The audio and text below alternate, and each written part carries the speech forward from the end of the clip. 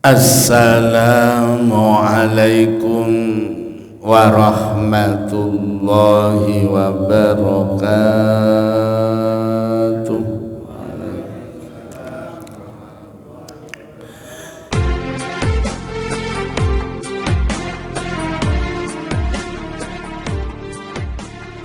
Bismillahirrahmanirrahim. Alhamdulillahilladzi ahyana ba'dama amatana wa ilaihin nusyur.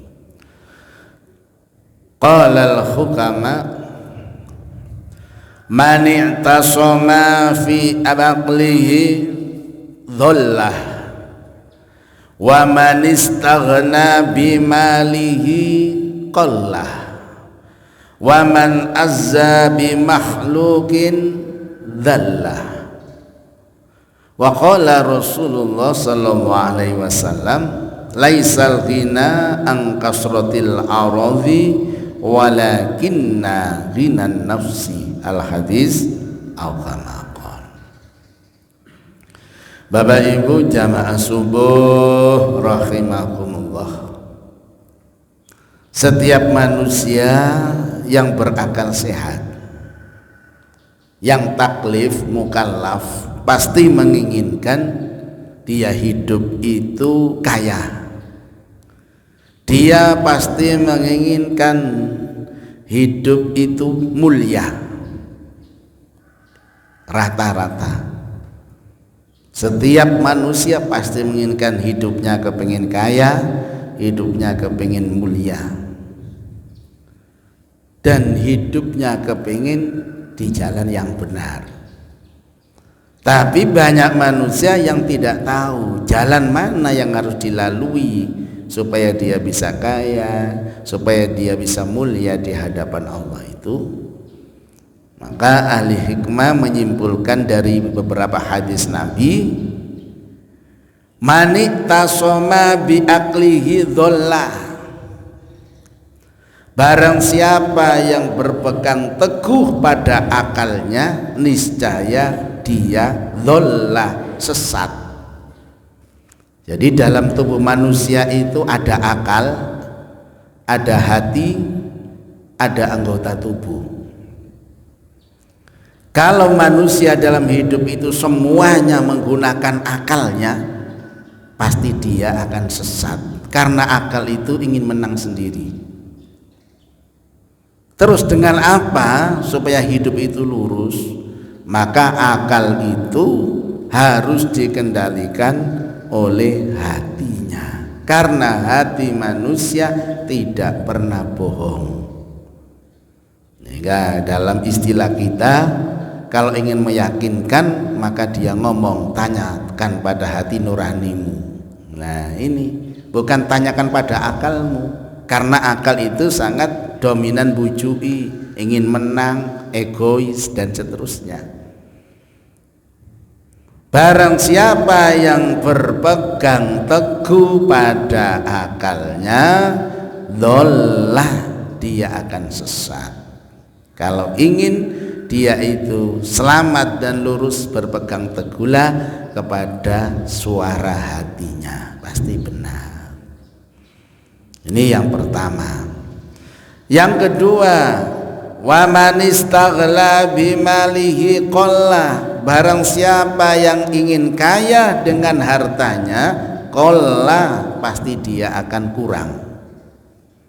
Jadi kalau orang itu ingin kaya tapi diukur dengan bertumpuknya harta, qallah, dia akan miskin. Karena sifat manusia tidak pernah puas, ingin punya rumah satu, kepingin rumah dua, terus hatta zurtumul maqabir, kata Allah, sampai dia masuk di alam kubur baru berhenti. Wa man istaghna bimalihi qallah. Barang siapa yang ingin kaya, ingin cukup di dunia, tapi dengan hartanya qallah, maka dia melarat. Terus gimana? kalau ingin kaya adalah harus merasa cukup apa yang sudah diberikan Allah, namanya qanaah. Ada orang yang kaya, kemudian dia beli mobil mewah, nggak lama dia sakit. Jangankan dia nyopir mobil, naik tok lo gak iso. Dia kepengen kaya rumah tingkat, tahu-tahu kena asam urat, ya gak bisa naik di rumah yang kedua. Itu baru asam urat, belum asam aurat, tambah gak bisa lapo-lapo. Nah ini kalau diukur dengan harta. Kalau ingin kaya tapi diukur dengan harta, kolah dia akan melarat. Tapi bagaimana? Merasa cukup, itulah yang dinamakan kaya. Dan yang terakhir, waman azza bi makhluqin dallah, barang siapa ingin mulia dengan mengandalkan makhluk ciptaan Allah, dallah, maka dia akan hina. Jadi kalau orang itu ingin mulia hanya mengandalkan dukungan makhluk, itu dia akan hina. Karena makhluk itu biasanya dia merapat kalau dia sedang posisi di atas, tapi kalau posisi di bawah maka makhluk itu akan meninggalkan ya. Itu makanya ada pepatah, ada uang disayang, tidak ada uang dibuang. Itu benar. Itu ada pepatah, ada uang disayang, tidak ada uang dibuang. Nah ini kalau ingin mulia hanya mengandalkan makhluk, dia akan hina. Tapi kalau ingin mulia hanya mengandalkan Allah, maka dia akan mulia di sisi makhluk dan sisi Allah. Itulah Bapak Ibu 3 pakem dalam hidup ini. Kalau kita ingin lurus, maka kita harus berpegang teguh pada suara hati kita, bukan dengan akal kita.